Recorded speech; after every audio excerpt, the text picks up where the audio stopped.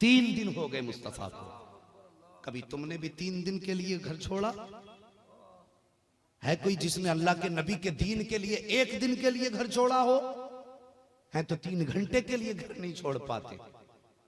एक मौलवी अगर तकरीर करने बैठ जाए, बार बार घड़ी देखते हैं, मस्जिद में आ जाए, मौलवी जुमे में खुतबा पढ़ता है तो नजर मुक्तदी की घंटे पे होती है, घड़ी पे होती है, कितने मिनट रह गए। शर्म नहीं आती? पूरा दिन टीवी के आगे लेटा रहता है तब घड़ी दिखाई नहीं देती। अल्लाह के घर में आके मिनट जोड़े जाते हैं। 3 मिनट ज्यादा हो गए, 4 मिनट ज्यादा हो गए। कुछ तो हया किया करो, तुम्हें मस्जिदों की जमीनें काटती हैं।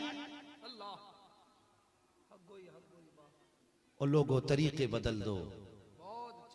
खाने में मिनट देखा करो, कितना टाइम हमने खाने में खर्च कर दिया। चाय में मिनट लगाया करो, कितने मिनट खर्च किए हैं। बाकी जितने मिल जाएं मुस्तफा के दीन के नाम कुर्बान कर दिया। बात समझ में आ रही है आपके? मेरे नबी ने, मुस्तफा ने मदीना छोड़ दिया। किसके लिए छोड़ा? उम्मत के लिए। 3 दिन हो गए, शहर मदीना की गलियां सूनी। सहाबा मस्जिद नबवी में आते दिल नहीं लगता है। कभी आक़ा करीम के हुजरे के दाएं बाएं घूमते हैं, एक दूसरे से कहते हैं यार मदीने में दिल नहीं लग रहा है, कोई हमारा दिलबर देखा हो किसी ने तो बता दे। अल्लाह अकबर। 3 दिन गुजर गए। जब सहाबा को आका नजर नहीं आए, तलाश करने के लिए निकले हैं। अल्लाह अकबर। तलाश करने के लिए एक सहाबी निकले, बस्ती से बाहर गए, पता पूछा मेरे आका किधर गए हैं।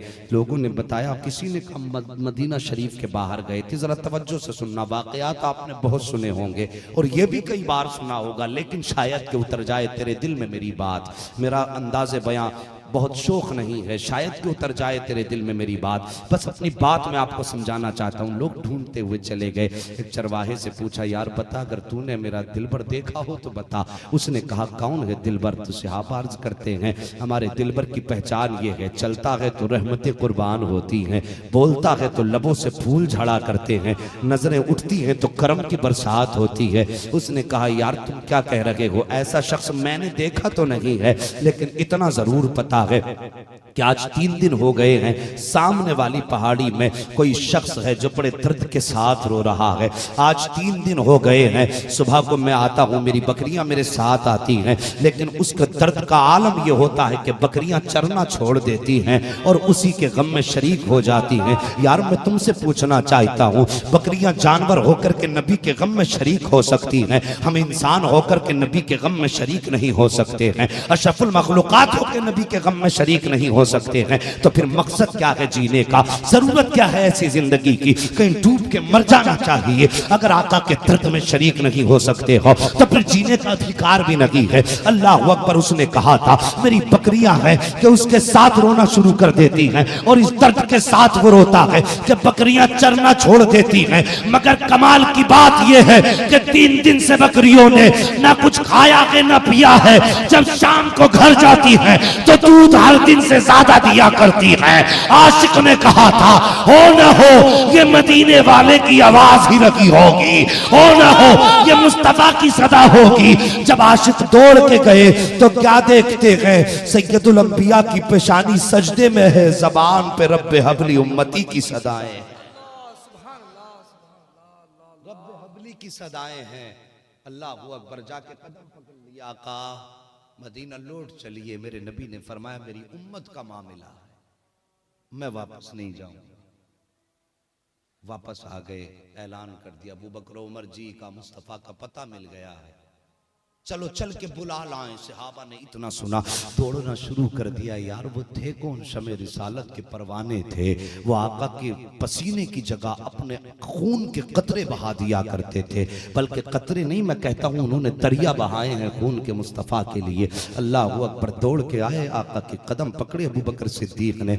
आका जी मदीना लौट चलिए, मस्जिद नबवी खाली है, मुसल्ले पे दिल नहीं लगता है, सरकार वापस चलिए। मेरे सरकार फरमाते हैं अबू बकर मैं कैसे वापस चला जाऊं, आज मेरी उम्मत का मामला आ गया है। आका जी लौट चलिए। सहाबा कदम पकड़ के आंसू बहा रहे हैं, लेकिन मुस्तफ़ा फरमाते हैं अबू बकर जब तक उम्मत के हक में अल्लाह कोई हतमी फैसला नहीं फरमा देता उस वक्त तक मैं वापस नहीं जाऊंगा। अभी सहाबा रो ही रहे थे, इतने में सलमान फारसी कह देते हैं ओ लोगों एक पता बताता हूँ। आका ऐसे नहीं जाएंगे। कहा फिर कहा एक जात ऐसी भी है जिसकी कभी मुस्तफ़ा ने भी नहीं टाली है, अगर वो जात आ जाएगी तो मुस्तफ़ा भी मान जाएंगे। कहा किसकी बात करते हो? कहा मैं जाने मुस्तफ़ा सैयदा फातिमा की बात कर रहा हूँ, कोई जाके सैयदा फातिमा को बुला लाए। इतना सुनना था। लोगों ने कहा सलमान जल्दी जाओ मुस्तफ़ा की शहजादी को बुला लाओ। अल्लाह अकबर। जाके उन्होंने मदीने की खवातीन को तैयार किया।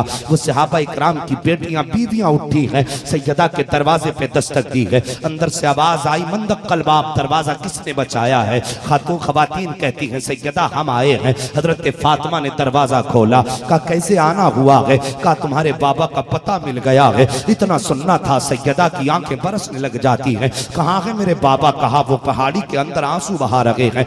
आज 3 दिन हो गए हैं, जहां मुस्तफ़ा का सर रखा हुआ है वो पत्थर भी आंसुओं से तर हो चुका है, वापस आने के राजी नहीं है।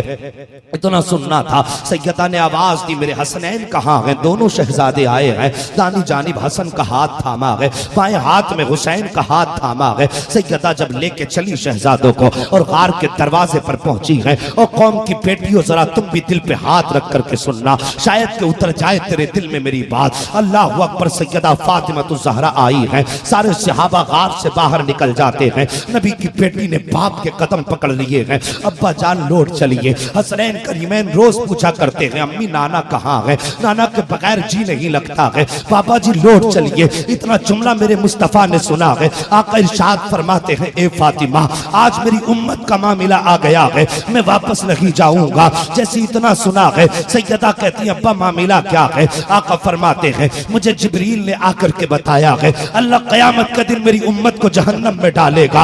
ए फातिमा जिस उम्मत के लिए ताइफ में पत्थर खाए हैं, जिस उम्मत के लिए रास्तों के कांटे मैंने अपने पैरों में लिए हैं, अगर वो उम्मत कट के जहन्नम में गिरेगी तो मोहम्मद कैसे गवारा करेगा? ए फातिमा आज उसी उम्मत का मामला है। इतना सुनना था। सैयदा ने इमाम हसन का हाथ पकड़ा है, मुस्तफ़ा के सामने पेश किया है। अब्बा जान देखो यही वही हसन है जिसकी पैदाइश पे आपने कहा था ए फातिमा जब ये जवान हो जाएगा इसकी जिंदगी में एक दौर ऐसा आएगा मेरी उम्मत इसको जहर पिला करके शहीद करेगी, इसके कलेजे के टुकड़े हो के निकलेंगे। इतना सुनना था। सैयदा कहती है अब्बा जान आज फातिमा वादा करती है कि अगर कयामत के दिन उम्मत नहीं बख्शी जाएगी तो मैं हसन का कुर्ता लूंगी, उम्मत की नेकियों के पल्ले में रख दूंगी। आका फरमाते हैं फातिमा अगर उम्मत तब भी न बख्शी गई फिर क्या करोगी? अर्ज करती है बाबा ये दूसरा नवासा हुसैन है जिसके लिए आपने कहा था इसे 3 दिन का प्यासा करबला में शहीद किया जाएगा। अब्बा इसी हुसैन का खून आलूदा कुर्ता लूंगी, उम्मत के नेकियों के पल्ले में रख दूंगी। आका फरमाते हैं ए फातिमा अगर उम्मत तब भी न बख्शी गई फिर क्या करोगी? इतना सुनना था। आवाज दे के कहती है अली अंदर आ जाओ। अब अली अंदर आए हैं। ए फातिमा क्या हुक्म है? काली जाओ अबू बकर से वादा लो। कौन सा वादा? कि उनसे ये वादा लो कि जब तक मेरी मुस्तफा की उम्मत का एक भी बूढ़ा बख्शा ना जाए उस वक्त तक तुम जन्नत में कदम नहीं रखोगे। अली ने अबू बकर से वादा लिया है। हजरत फातिमा ने फिर कहा था अली अब अपना हाथ मेरे हाथ पे रख दो। अली ने अपना हाथ सैयदा के हाथ पे रखा था और कहा था फातिमा क्या कहना चाहती हो? काला अली वादा करो कि तुम उस वक्त तक जन्नत में नहीं जाओगे जब तक मुस्तफा की उम्मत का एक भी जवान बाकी रह जाएगा। जैसे इतना कहा है उसके बाद सैयदा कहती है अली मैं वादा करती हूँ मैं उस वक्त तक जन्नत में नहीं जाऊंगी जब तक आका की उम्मत की एक भी बेटी जन्नत से बाहर रह जाए। ओ लोगों जब ये बातें हुई ना मेरे नबी ने फरमाया फातिमा उम्मत तब भी न बख्शी गई फिर क्या करोगी? तुम्हें तो सोने से फुर्सत नहीं मिलती, जरा सा तमाशा क्या मिल गया, हमें तो मजे लेने से फुर्सत नहीं मिलती। अल्लाह की कसम मुस्तफा का खून है दीन में शामिल, दीन की बुनियादों में आका का खून लगा है।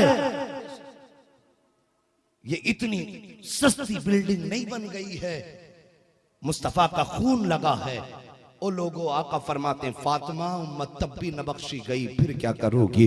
अल्लाह अकबर। अब जरा कलेजा थाम के बैठना, अब मेरी बात को दिल से सुनना। जैसे इतनी बात मेरे नबी ने फरमाई है, सैयदा की चीख निकल जाती है। सैयदा फातिमा तो ज़हरा कहती हैं अब्बा फिर भी उम्मत नहीं बख्शी जाएगी। मेरे नबी फरमाते हैं फातिमा वो बड़ा बेनियाज है, अगर चाहेगा तो कबूल कर लेगा नवासों की कुर्बानी, और अगर नहीं चाहेगा तो मुंह पे मार देगा, वो बड़ा बेनियाज है। अल्लाह अकबर। जैसे इतना कहा है, सैयदा कहती हैं अब्बा जी आप सजदे से सर कब तक नहीं उठाओगे? जैसे इतना जुमला सुना है, आका फरमाते हैं फातिमा जब तक उम्मत के हक में रब फैसला नहीं फरमाएगा तब तक मैं सजदे से सर नहीं उठाऊंगा। इतना सुनना था। सैयदा कहती हैं अब्बा जान ठीक है, आप भी सजदे में सर रखिए। अब आपकी फातिमा भी सजदे में सर रखने जा रही है। जब तक आप सर नहीं उठाएंगे तब तक फातिमा भी सर नहीं उठाएगी। अभी इतना कहा था, रब ने फरमाया जिब्रील अर्ज करते जी रब्बे जलील कहा हो आले परवरदिगार मैं सिदरतुल मुंतहा पे हूँ। रब ने फरमाया जिब्रील ये सिदरतुल मुंतहा पे बैठने का वक्त नहीं है, जा महबूब की बारगाह में चला जा और जाके कह दे ए आका आज बेटी सवाली बन के आई है और बेटियों को खाली हाथ नहीं लौटाया जाता है। ए मुस्तफा रब फरमाता है महबूब सजदे से सर उठा ले और सुन ले कयामत के दिन जन्नत भी तेरी होगी, उम्मत भी तेरी होगी। इशारा करना तेरा काम, जन्नत देना मेरा। नारे तकबीर, नारे रिसालत।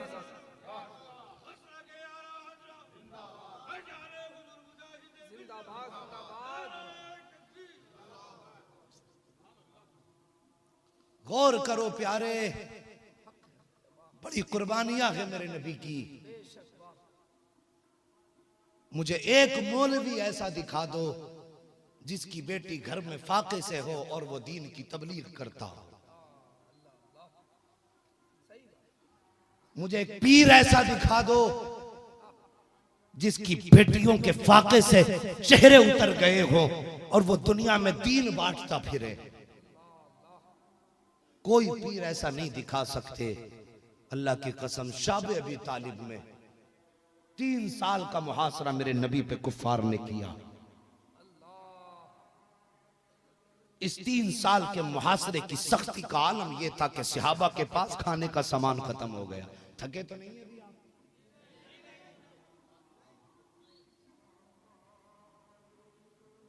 आका के सहाबा के पास सारा सामान खत्म हो गया। आका ने फरमाया सहाबा जी आका का मैं देख रहा हूं बच्चे भूख से माओ की गोद में तड़प रहे हैं। आका हुक्म क्या? फरमाया जाओ मक्के के बाजार में चले जाओ, जो सब्जी मिले खरीद के ले आओ। अल्लाह अकबर। जब मुस्तफा के नौकर आए ना मक्के की गलियों में सब्जी खरीदने, तो मक्के के काफिरों ने उस सब्जी को महंगा करके पहले खरीद लिया था ताकि ये सब्जी मुस्तफा के दीवानों तक ना पहुंचने पाए। आए पूरा बाजार खाली है, वापस गए गर्दन झुकी है। मेरा नबी तो दिलों के राज जानने वाला है। आका ने फरमाया सहाबा क्या हुआ, खाली हाथ वापस आ गए? आका हम गए थे, क्या करें सरकार? जब हम गए ना हमने देखा बाजार की सारी सब्जी मक्के वाले पहले खरीद चुके, सारे खाने का सामान खरीद लिया। इतना सुना मेरे नबी की आंखें बरसने लग जाती हैं। अल्लाह अकबर। सरकार ने फरमाया सहाबा कहो तुम्हारा अब क्या हाल है, क्या चाहते हो? अल्लाह अकबर। मेरे नबी करीम सरवर कौनैन सल्लल्लाहु तआला अलैहि वसल्लम के आशिकों का जज्बा देखो। यार आज के बाद इंशाअल्लाह कभी जलसा छोड़ के बिस्तर में नहीं लेटोगे। जब भी तुम्हें पता चलेगा कोई नबी का जिक्र करने आया है तो तुम कह दोगे यार बस्तर प्यारा नहीं, हमें तो मदीने वाले का जिक्र प्यारा है। हम बस बिस्तर छोड़ देंगे, आका का जिक्र नहीं छोड़ेंगे। अब जरा गौर से सुनना प्यारे। आका फरमाते सहाबा तुम्हारा क्या हाल है? सहाबा अर्ज करते हैं आका जी हम अपनी जानें कुर्बान कर सकते हैं, बच्चों को तड़पता देख सकते हैं। आका फरमाते सहाबा तुम्हारी मर्जी है। अब शिद्दत का आलम यह है मैं देख रहा हूँ बच्चे माओ की गोद में तड़पने लगे हैं। जानते हो शाबे अबी तालिब का दर्द कैसा था तुम्हें पता नहीं है प्यारे। जब बच्चे माओ से शिकायत इरशाद करते थे ना, अम्मा भूख लगी है, कुछ खाने का सामान लगी है। जब बच्चे रोया करते थे तो माए बच्चों के कान में कहती थी, बेटा इसकी आवाज को इतनी जोर से मत निकालो, कहीं ये आवाज मदीने वाले के कानों तक ना पहुंच जाए। अगर उनके कानों तक आवाज पहुंच गई तो बेटे उनकी शान में गुस्ताखी हो जाएगी। वो कैसे बच्चे थे, जब माए टोक देती थी तो जान दे देते थे, लेकिन आवाज से कभी रोटी नहीं मांगते थे। एक दिन उसी शाब अबी तालिब में मेरा नबी जब आया है, हजरत खदीजतुल कुबरा ने आका की बेटियों को अपनी पीठ के पीछे कर लिया। आका फरमाते आए, खदीजा जी आका का मेरी बेटियां कहाँ है? अर्ज करती, सरकार मेरी पीठ के पीछे छुप गई है। आका फरमाते किस लिए? का सरकार आपकी बेटियों के भूख की वजह से चेहरे लटक गए हैं। आका बेटियां इसलिए सामने नहीं आई हैं, अगर आप हमारा चेहरा देखोगे, आप तो वैसे ही मशक्कत में हो, बेटियों का चेहरा देखोगे आका तकलीफ हो जाएगी। मेरे नबी ने फरमाया, फातिमा जरा करीब आ जाओ, ज़ैनब तुम भी आ जाओ, रुकैया तुम भी आ जाओ, उम्मे कुलसूम तुम भी आ जाओ। बेटियों का हाथ थामा है और दरख्त सूखा था। आका बेटियों को लेकर के गए, पेड़ हिलाया, पत्ते गिरे, उठा के फातिमा की गोद में रखे। कहा बेटी इसको जाके कूट लो, कूट के सुफूफ बना लो और इसे पी लो। भूख बर्दाश्त की जा सकती है, लेकिन कुरान की तिलावत को बंद नहीं किया जा सकता है। अल्लाहु अकबर। मेरे नबी ने जब बेटियों की गोद में सूखे पत्ते डाले थे, तब फरिश्तों ने कहा था, ए मालिक अर्ज़ो समा, पहले नबियों की उम्मतों ने अगर खाना मांगा है तो जन्नत से मन और सलवा उतार दिया गया है। आज तेरे महबूब की बेटियां भूखी हैं, सूखे पत्ते खा रही हैं। अल्लाह फैसला करते ताकि जन्नत का दस्तरखान ले जाके बिछा दें।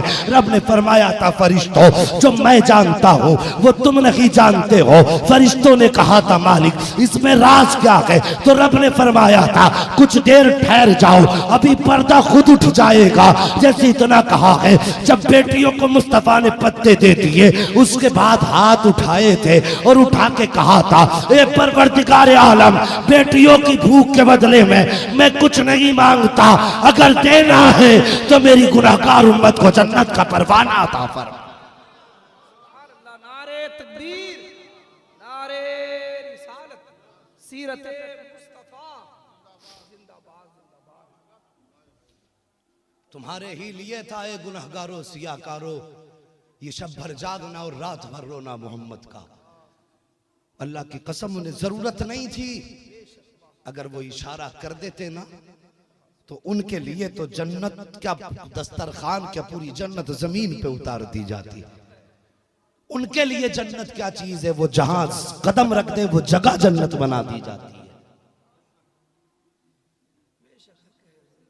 ओ लोगो, कम से कम इतना तो रुसवा ना करो अपनी कौम को कि बताते हुए शर्म आई कि हम नबी का जलसा करते हैं, लोगों को घर घर जाके बुलाते हैं। अपना मिजाज आज से आशिकों वाला बना लो, दीवाना वाला बना लो। अगर कहीं नबी का जिक्र होता हो और दुनिया की ताकतें तुम्हें रोकने लग जाएं, हर ताकत तोड़ दो, मुस्तफा के जलसे से रिश्ता जोड़ दो। यही इश्क है। और जब ये इश्क पैदा होगा ना नबी से, तो अल्लाह की कसम नबुव्वत का दरवाजा बंद है, विलायत का दरवाजा बंद नहीं है। ये याद रखिए। जब ये तुम्हारे रिश्ते होंगे, जब तुम पारसा होगे, तो फिर सजदों में जाकर के सलाहुद्दीन मांगने की जरूरत नहीं है। जिस दिन तुम आशिक बन जाओगे, तुम्हारे घरों के अंदर माओ की गोदों में अल्लाह सलाहुद्दीन अय्यूबी पैदा फरमा दे। हम लुक़मे तो हराम के खाते हैं और दुआएं करते हैं, अल्लाह हमारे घर में कोई खालिद बिन वलीद पैदा कर दे। हमारी माँ बहनों के पूरे पूरे दिन सीरियलों पे टीवी पे गुजर जाते हैं और फिर उम्मीद करते हैं हमारे घर में कोई वली पैदा होगा। मौलाना 8 साल की उम्र हो गई, मेरे बेटे को कुछ नहीं आया। और मेरी कौम की बेटियों, तुम भी नबी के जिक्र में आई हो, बेटो तुम भी बात सुन लो। मैं कोई ज्यादा वक्त आपका नहीं लूंगा, थोड़ी देर का मेरे पास वक्त रह गया है। और लोगों, रिश्ता मुस्तफा से जोड़ो, सिर्फ रिश्ता मुस्तफा से जोड़ दो। जब रिश्ते अच्छे होते हैं ना, तो औलाद खुद ब खुद अच्छी होने लग जाती है कि नहीं? सबसे बड़ी गलती हम करते हैं अच्छी गोद के इंतखाब में। बुजुर्गों ने फरमाया अच्छी नस्ल तभी पैदा होगी जब उसके लिए अच्छी गोद का इंतखाब होगा। अच्छी गोद कैसे मिलती है? आज हम रिश्ते तलाश कहां करते हैं? आज इंटरनेट सोशल मीडिया का दौर है। कोई व्हाट्सएप पर रिश्ते ढूंढ रहा है, कोई फेसबुक पर रिश्ते ढूंढ रहा है, कोई इंटरनेट पर रिश्ते ढूंढ रहा है। जब कहीं नहीं मिले तो बियर बार में रिश्ते तलाश किए जा रहे हैं और मॉलों में जाकर के, फिनिक्स मॉल, बड़े बड़े मॉलों में जाकर रिश्ते ढूंढे जाते हैं। जब ऐसी जगह रिश्ते तलाश करोगे तो फिर कोई शैतान ही पैदा हो सकता है, कोई गुलाम मुस्तफा पैदा नहीं हो सकता। अच्छी गोदों का इंतखाब करो। माएं पारसा होती हैं तो औलाद वली होती है। गारंटी के साथ कह रहा हूं लोगों, मैं बात कोई ज्यादा बड़ी नहीं कर रहा हूं। गौर करो, हजरत ख्वाजा कुतुबुद्दीन बख्तियार काकी रहमतुल्लाह ताला उम्र शरीफ जब आपकी हुई ना, 3 बरस या 5 बरस या 6 बरस, जो जो रिवायतें मैंने सारी जिक्र कर दी। माँ ने हाथ पकड़ा, मस्जिद में लाई, आलिम दीन के पास। बाप का साया तो सर पे था ही नहीं। मेरे बेटे को ऐसा करो ना, मेरे बेटे को बिस्मिल्लाह खानी करा दो। अब तो वो दिन ही चले गए जब 3 साल की उम्र में बेटों की बिस्मिल्लाह खानी होती थी। कान तरस गए मौलवियों के, कोई आके कहे बिस्मिल्लाह खानी करा दे। शौक ही नहीं बिस्मिल्लाह खानी का। बच्चा होश संभालता है, कहते हैं बेटे जरा मौलाना को 1 2 3 सुना दो, ABCD सुना दे, पोयम सुना दे। यार एक दौर वो था जब बच्चे होश संभालते थे तो खुशी से माँ बाप कहते थे मौलाना मेरे बेटे को दुआएं दे दो, जैसे इसकी जबान चली है सबसे पहले इसने मुस्तफा की नात याद कर। बच्चा होश संभालता, बोलना सीखता, माँ कहती बेटे कहो अंकल, आंटी, पापा, मम्मी। ये बच्चों को सिखाया जाता हो। मेरे नबी का फरमान सुनो, आका फरमाते हैं जब कोई बच्चा बोलना सीखे, उसकी जबान चलने लगे, अगर उसकी जबान पे पहला जुमला लफ्ज अल्लाह आता है तो अल्लाह 2 फरिश्तों को उसके दरवाजे पे उतार देता है और ऐलान कर देता है आज तेरे बेटे ने सबसे पहला जुमला लफ्ज अल्लाह कहा है। इसकी जबान के सदके में हमने माँ के भी सारे गुनाह बख्श दिए हैं, बाप की भी सारी खताएं माफ कर दी।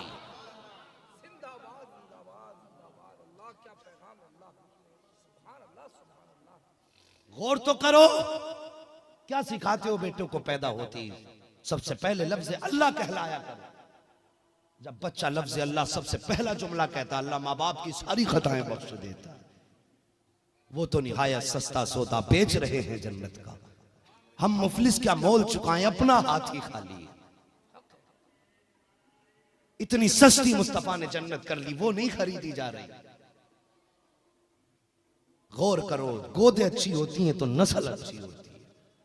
मेरे आका ने फरमाया लोगों निस्बतों का ख्याल रखना। तवज्जो है आपकी? नींद तो नहीं लग रही है? जरा बोल दो या रसूल अल्लाह, सुभान अल्लाह। निस्बतों का ख्याल करो।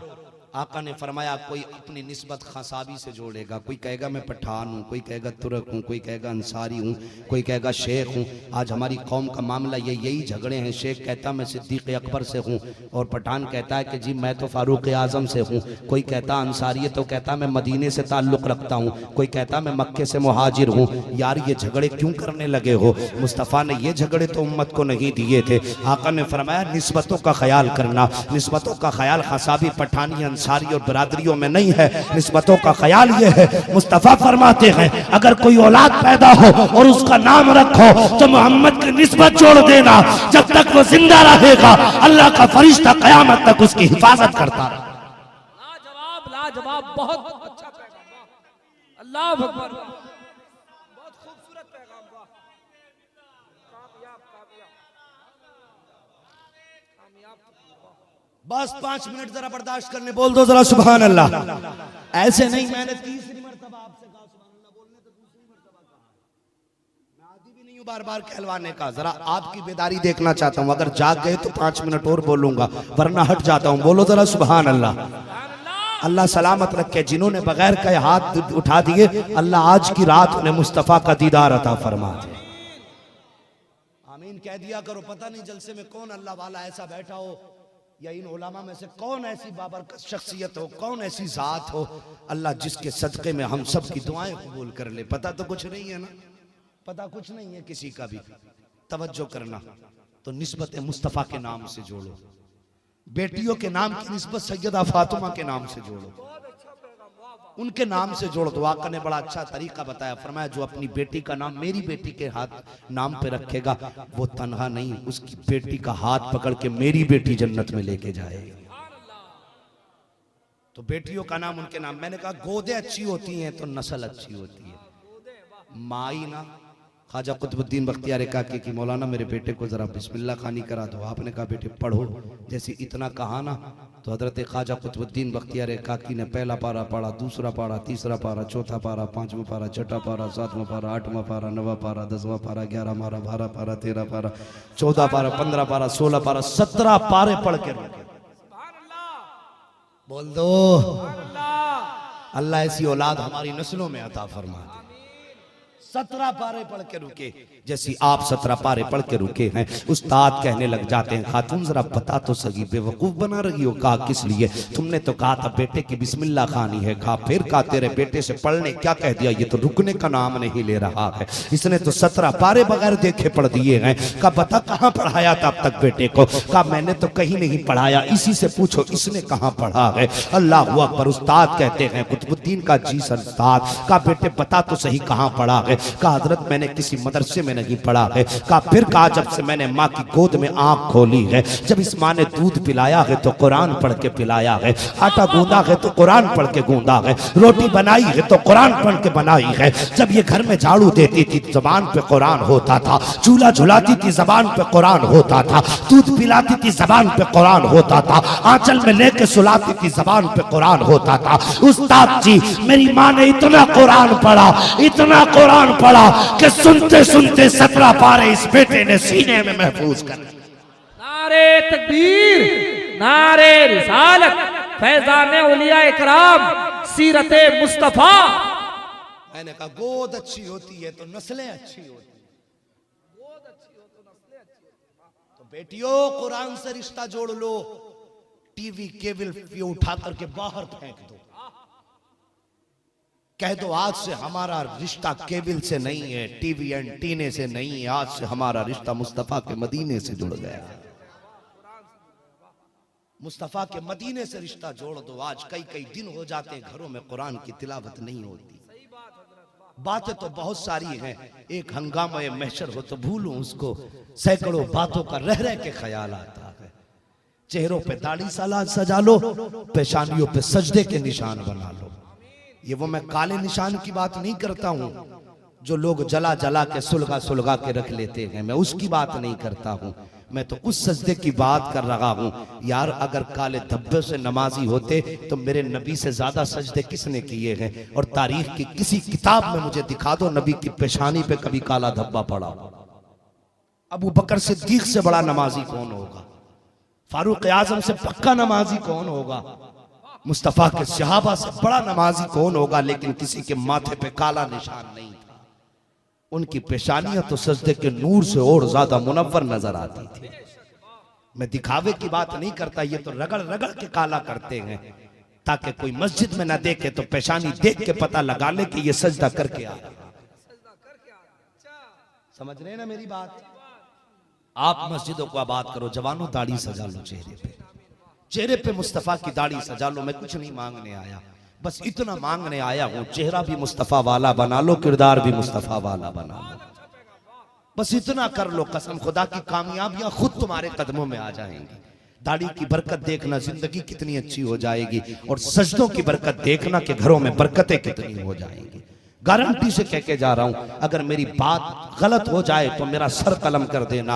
मैं आपके उड़ीसा में आते जाते रहता हूं, जितनों ने आज तक मेरे सामने दाढ़ी रखी है, जब भी मिलते कहते हैं मौलाना जब से दाढ़ी रखी है अल्लाह ने जिंदगी की बरकतें बदल डाली हैं, अजीब रंगत आ गई है दाढ़ी में। जिनकी है ही नहीं उन्हें बरकतों का पता क्या है। चेहरों पे दाढ़ी सजा लो, मुस्तफा के आशिक बन जाओ, कम से कम ऐसी सूरत तो बना लो जब कब्र में पहुंचो इधर फरिश्ते आए, उधर मुस्तफा तशरीफ लाए। अगर फरिश्ते उठा के बैठा दे और आका के बारे में पूछने लगे कि इनके बारे में क्या कहता था, इनके बारे में तेरा गुमान क्या था। अगर रिश्ता बरेली से है, रिश्ता मुजाहिद मिल्लत की चौखट से है, तो उठ के आशिक कहेगा, चेहरे पे दाढ़ी होगी, मुस्तफा की सुन्नत होगी, उधर आका मुस्कुराने लग जाएंगे। जब आका मुस्कुराएंगे तो आशिक कहेगा, इनके बारे में पूछते हो कि इनके बारे में मैं क्या कहता था, तो आशिक मुस्कुरा के कहेगा, सरवर कहूं के मालिको, मौला कहूं तुझे, बागे खलील का गुले ज़ेबा कहूं तुझे, तेरे तो वस्फ ऐबे तनाकी से है भरी, हैराकू मेरे शाह, मैं क्या क्या कहूं तुझे, लेकिन रज़ा ने खत्म सुखन इसमें कर दिया, खालिक का बंदा खल्क का आका कहूं तुझे। अरे इनके बारे में पूछते हो तो सुनो, इन्हें जाना, इन्हें माना, न रखा गैर से काम, लिल्लाहिल हम्द में दुनिया से मुसलमान गया। नारे तकबीर, नारे रिसालत, अज़मते मुस्तफा। ओ लोगो, वमा अरसलनाका इल्ला रहमतल लिल आलमीन। ए महबूब, हमने आपको सारे जहान के लिए रहमत बना करके भेजा। अल्लाह की कसम, ऐसा नहीं मेरे नबी में जलाल न था। सहाबा इकराम फरमाते, आका को जब जलाल आता था ना, जलाल, तो सरकार की दोनों अबरूए मुबारक के दरमियान एक रग थी जिसको रगे हाशमी कहा जाता है। वो जलाल की वजह से फड़कने लगती थी और सहाबा फरमाते, आका का ये आलम देख करके हमारे होश उड़ जाते थे। एक दिन मेरे नबी मिंबर शरीफ पे बैठे और कहने लगे, वल्लदी नफ्सी बियदी, मुझे उस जात की कसम है जिसके कब्ज़ और कुदरत में मोहम्मद की जान है। जलाल में फरमाया, सहाबा फरमाते, पहली बार आका ने कहा ना, हम कांप गए। दूसरी मर्तबा आपने फरमाया, सहाबा फरमाते, हम पे इतनी दहशत थी, हम एक दूसरे से टकराने लग गए। और फरमाया, जब तीसरी मर्तबा आका ने ये कसम फरमाई ना, कहते फिर हमारे होश ही खत्म हो गए। आका ने 3 मर्तबा ये कसम इरशाद फरमाई। रावी ने पूछा, बताओ इस कसम के बाद आका ने क्या कहा था? सहाबा कहते हैं, कुछ होश हो तब बताएं ना, कहा क्या था? हमें तो होश ही नहीं रहा था। इतना जलाल भी मुस्तफा को आता था, लेकिन जानते हो, रब ने महबूब को रहमत बना के भेजा था। इसलिए आका ने कभी किसी पे जलाल नहीं फरमाया। जब भी मिलते थे मुस्कुरा के मिलते थे, जिससे बात करते थे इस अंदाज में बात करते थे कि सामने वाला खुद ब खुद मुस्कुराने लग जाता था। सहाबा फरमाते हो, खुद हज़रत आयशा सिद्दीक़ा फरमाती, कायनात में सबसे ज्यादा मुस्कुराने वाली जात मोहम्मदुर रसूलुल्लाह की जात है। बदलो अपने तरीके, नमाजी बन जाओ, तेरे चेहरों पे दाढ़ी सजा लो, किरदार मुस्तफा जैसा बना लो। जब भी किसी से मिलो मुस्कुरा के मिलो। कोई अकड़ नहीं होनी चाहिए, मैं यूं हूं, मैं वो हूं, मैं तू हूं और ये कर दूंगा वो कर दूंगा। कुछ नहीं कर सकता कोई भी। ये बेबसी तो तब पता चलेगी जब बदन से रूह निकल जाएगी। जिस दिन मस्जिद वाली चारपाई घर के आगे दरवाजे पे रख जाएगी, तब अपनी औकात समझ में आएगी। हम अपने बिस्तर के रोज की 3-3 चादरें बदलते हैं। सुबह की चादर और है, दोपहर की और है, शाम की और है। लेकिन जब रूह निकल जाती है ना, तो फिर बेटे अपनी बिस्तर भी नहीं देते। वही मस्जिद से लाकर के चारपाई डाली जाती है जो लाखों को लेके गई, हजारों को लेके जाएगी। फिर इतनी औकात नहीं रह जाती कि बेटे तुझे अपना बिस्तर भी दे सकें। जिनके लिए रातों दिन तुम कमाते हो ना, हराम हलाल की तमीज किए बगैर ये बदन के कपड़े ऐसे उतार के फेंकते हैं जैसे कि इनको इन कपड़ों से घिन लगने लग गई है। जिन बेटों का झूठा तुम रात दिन खाते हो, अगर यही गुस्ल देने के लिए आ जाए तो यूं कपड़े बचा बचा के गुस्ल देते हैं। बाप के बदन का पानी है, कहीं हमारे कपड़ों पे न लग जाए आकर के। बड़ी बेवफा है दुनिया। इसने किसी के साथ वफा नहीं की। इस पे इतने फिदा ना हो कि तुम खुदा को भी भूल जाओ, मुस्तफा को भी भूल जाओ। आला हजरत ने कहा था, सूना जंगल रात अंधेरी, छाई बदली काली है, सोने वालों जागते रहियो, चोरों की रखवाली है। शहद दिखाए जहर पिलाए, ये इसी दुनिया के बारे में आला हजरत ने कहा था।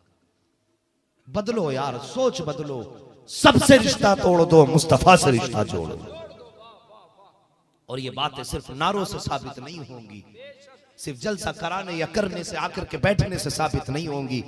ये साबित तब होंगी जब यहां आए थे तो चेहरों पे दाढ़ियां नहीं थी, जब आए थे तो बेनमाजी थे, अब यहाँ से जाओ तो फजर की नमाज भी पढ़नी है, आइंदा मुस्तफा की सुन्नत भी चेहरों पे रखे, तब पता चलेगा। फिर फख्र से कहना तुझसे और जन्नत से क्या मतलब, वहां भी दूर हो। हम रसूलुल्लाह के जन्नत, बोल दो यार जन्नत रसूलुल्लाह की। नाराज हो गए तो फिर क्यों नहीं बोलते हम रसूलुल्लाह के जन्नत, रसूलुल्लाह की। अल्लाह आपको भी सलामत रखे, आपकी नस्लों को भी सलामत रखे। खुदारा मुस्तफ़ा से रिश्ता जोड़ लो, आका के दीन से रिश्ता जोड़ लो। मैंने जो बातें कही हैं अल्लाह इन बातों पे पहले मुझे अमल की तौफीक अता फरमाए, और अल्लाह मेरे जाहिर को, मेरे बातिन को मेरे जाहिर से बेहतर बना दे। लोगों, मुझे तुम्हारी दुआओं की ज़्यादा ज़रूरत है। अल्लाह से दुआएं किया करो। अल्लाह जब भी हमें मौत आए, ईमान की मौत आए, सलामती की मौत आए, ये तो मालूम ही नहीं किस जगह पे इंतकाल हो, कफन मिले ना मिले, जनाजे मिले ना मिले, कांधे मयसर हो ना हो, कुछ नहीं कहा जा सकता। बस अल्लाह से दुआएं मांगा करो। अल्लाह मौत कहीं भी दे दे, दफन होने के लिए मुस्तफ़ा के शहर में जगह दे दे। आका ने फरमाया मयसर हो सके, मुमकिन हो तो मेरे मदीने में मर जाना। मेरे नबी ने उम्मत को तरगीब दी, फरमाया हो सके तो मेरे मदीने में मर जाना, और अगर मेरे मदीने में न मर सको तो मदीने की हसरत लेके मर जाना, मदीने की हसरत लेके मर जाना। आका जी किस लिए? मुस्तफ़ा फरमाते हैं जो मदीने में मर के दफन होगा वो भी मेरे साथ उठेगा, और जो मदीने में न मर सका लेकिन हसरत लेके मरा, कयामत के दिन वो भी मदीने के कब्रिस्तान से उठाया जाए। अल्लाह ताला हम सब का रिश्ता मदीने से यूं ही मजबूत रखे। तो मेरी बातों पे अल्लाह ताला मुझे अमल की तौफीक दे, उसके बाद पूरी उम्मत मुस्लिमा को अमल की तौफीक अता फरमाए। मैंने कुछ बातें खास कही हैं। मैंने कहा है रिश्ता नबी से जोड़ना है, और रिश्ता सिर्फ नारेबाजी में नहीं, बातों में नहीं, बल्कि चेहरा भी मुस्तफ़ा जैसा होना चाहिए, किरदार भी मुस्तफ़ा के जैसा होना चाहिए, हमारे घरों का माहौल भी मुस्तफ़ा के जैसा होना चाहिए।